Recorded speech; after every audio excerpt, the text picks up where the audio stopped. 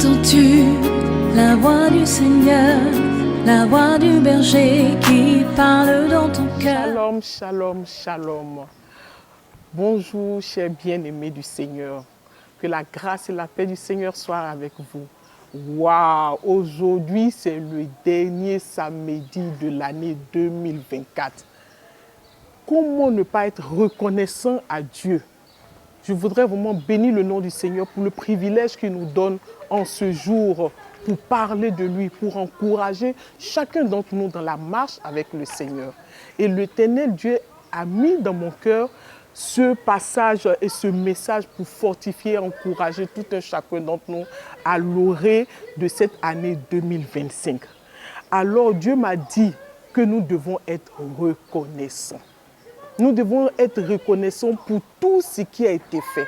Que ce soit dans la maladie, que ce soit dans la richesse, que ce soit dans les difficultés, l'Éternel Dieu nous demande d'être reconnaissants.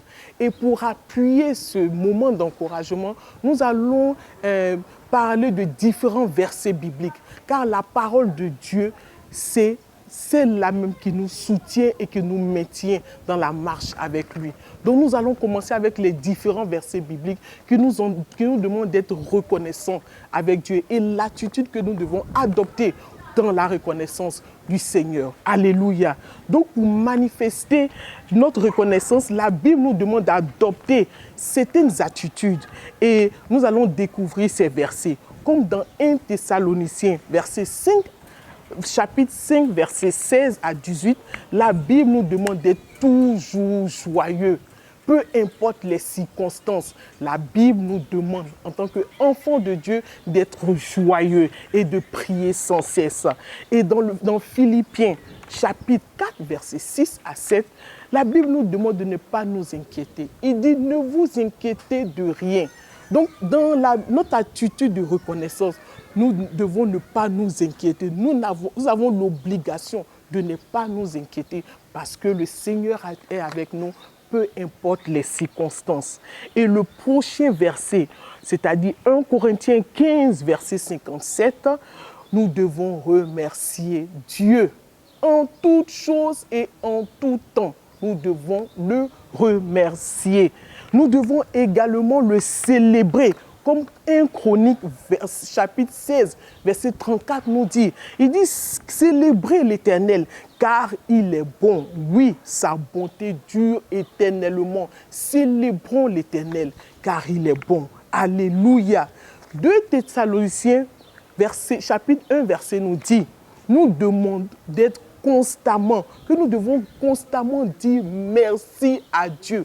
Constamment, la constante, c'est-à-dire que tu ne vacilles pas. Si c'est une ligne droite que tu empruntes, emprunte cette ligne droite-là tous les jours, dans ton service, dans ta fidélité, dans tes offrandes, dans tes dîmes, que tu sois fidèle, que tu sois constant dans tout ce que tu fais, en lui rendant toute la gloire.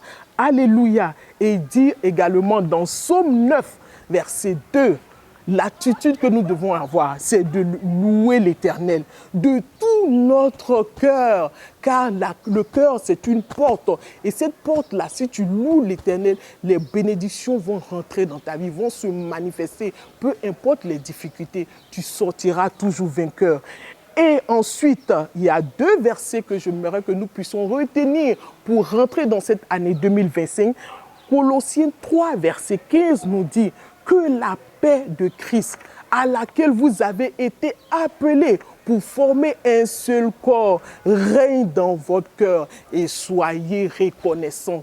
Et enfin, persévérez dans la prière, veillez-y dans une attitude de reconnaissance. Colossiens 4, verset 2.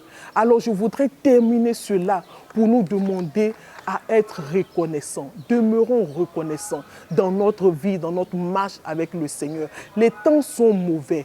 Et donc, avec ces temps mauvais-là, si nous demeurons dans l'action de grâce, si nous demeurons reconnaissants dans la présence de Dieu, nous allons voir la manifestation de Dieu dans notre vie. Donc, je vous souhaite une belle et heureuse année 2025, que vous demeurez dans la présence du Seigneur, que vous soyez reconnaissants tous les jours de votre vie pour vous, votre famille, votre entourage, le peuple de Dieu, l'Église, votre pasteur et les leaders de l'Église. Que Dieu vous bénisse et merci encore d'avoir pris le temps tout au long de cette année d'écouter la minute de l'encouragement. Nous espérons de tout cœur que vous avez été encouragés et que 2025 sera des encouragements puissants pour transformer la vie de tout un chacun d'entre nous. Soyez bénis au nom puissant de Jésus. Amen. Entends-tu la voix du Seigneur, la voix du berger qui parle dans ton cœur?